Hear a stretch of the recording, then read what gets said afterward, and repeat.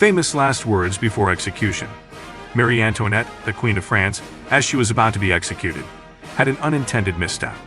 She stepped on her executioner's foot and quickly said, "Pardon me, monsieur, I did not do it on purpose." Mary, Queen of Scots, demonstrated her royal grace in her final moments.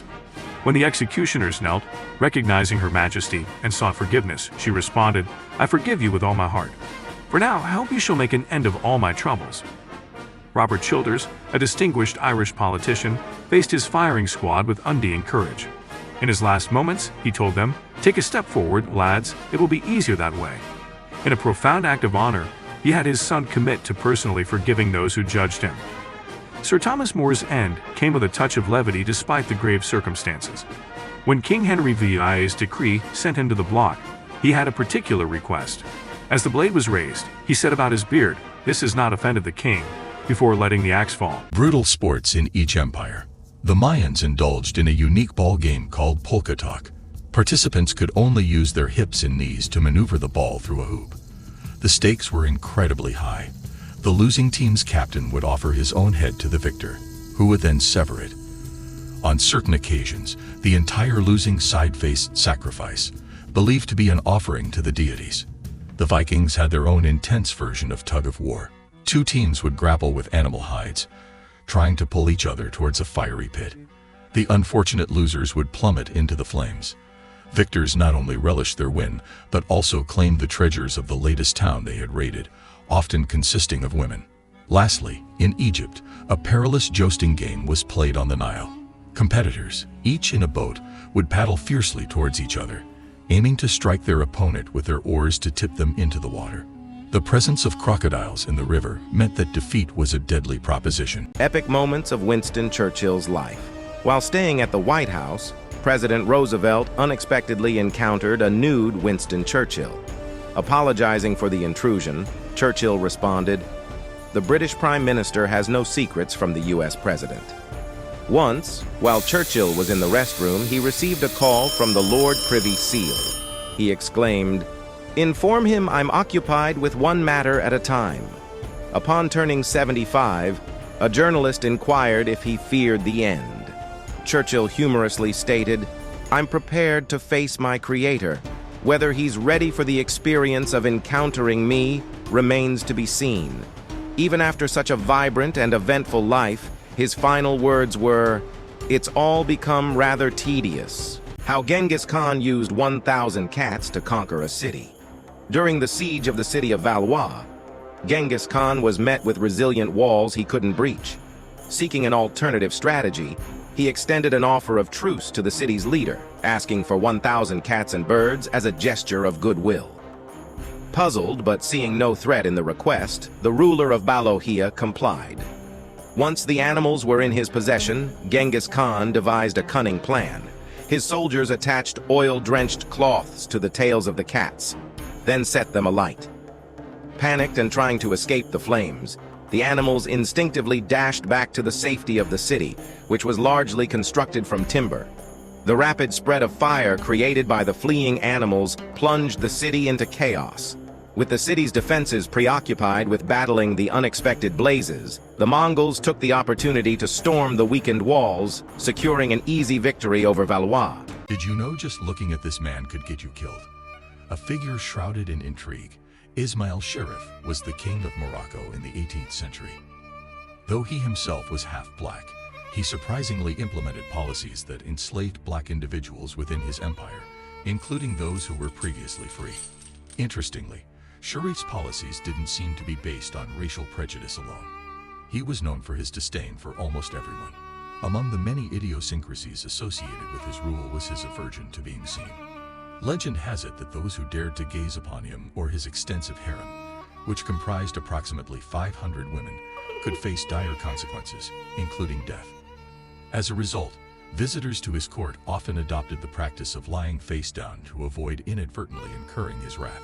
Sharif's legacy wasn't just limited to his rule. Reportedly, he fathered an astonishing 888 children, a feat that earned him a place in the annals of the Guinness World Records. Two most feared warrior groups in history, Spartans. Renowned soldiers from ancient Greece, Spartans underwent intense training from a young age. They were conditioned to maintain their phalanx formation under any condition, earning them the title of the impregnable wall. Interestingly, their city didn't have protective walls because they believed their army was the best defense. A rite of passage for young Spartans was a test of survival. Armed only with a spear, they were left in the wilderness. Those who survived were deemed fit for the Spartan army. Knight Templars. These medieval Christian knights played a pivotal role during the Crusades. Acting as the vanguard, they specialized in disrupting enemy lines. Trained to fight until their last breath, their armor bore the Templar cross, a symbol of martyrdom. When one became a Templar, they took vows of poverty, chastity, and obedience, severing all ties with their former life, including family. Rare Genghis Khan quotes. When a member of his council asked him how to handle an attack on his territories, he replied, "An action committed in anger is an action doomed to failure." Before battle, he is recalled to have said, "There is no value in anything until it is finished."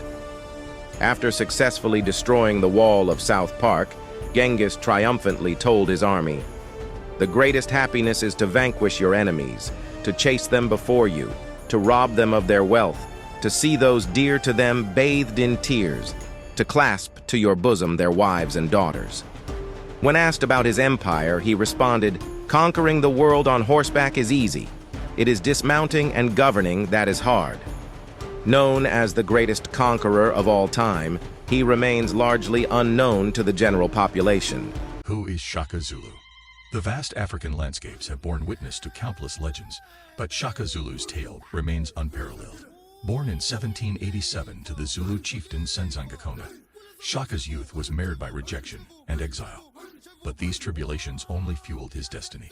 Revolutionizing warfare, Shaka introduced the Ikwa, a formidable short spear, and devised the buffalo horns formation, forever changing the face of Southern African combat. His genius wasn't confined to the battlefield.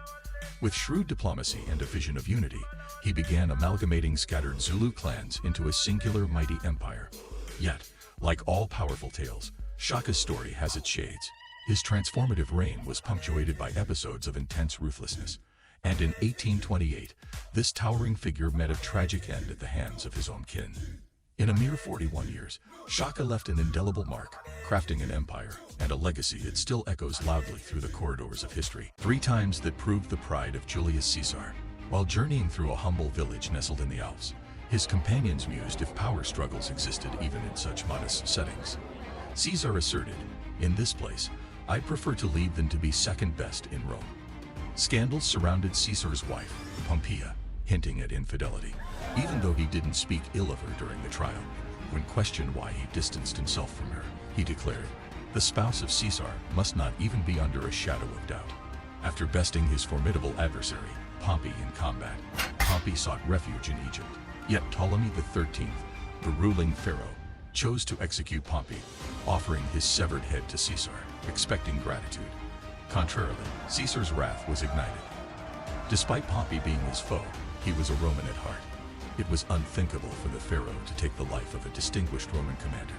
In retaliation, Caesar waged a war, leading to Ptolemy's demise in the depths of the Nile. Iconic last words of history's famous leaders. Julius Caesar, upon being betrayed and attacked by members of the Roman Senate, recognized among them a dear ally, Marcus Brutus. Shocked, he uttered, "Even you, Brutus?" When Alexander the Great, known for his expansive conquests, was on his deathbed and faced the question about the heir to his vast territories, he responded, "To the mightiest." This led to prolonged conflicts among his top generals, spanning decades. Augustus, one of Rome's most influential emperors, as he neared his end, questioned those near him. "Did I perform my role well?" He then asked for their applause as he took his final bow. Napoleon, reflecting on his passions and priorities in life, is believed to have said with his last breath, "France, my army, the leader of my army, Josephine."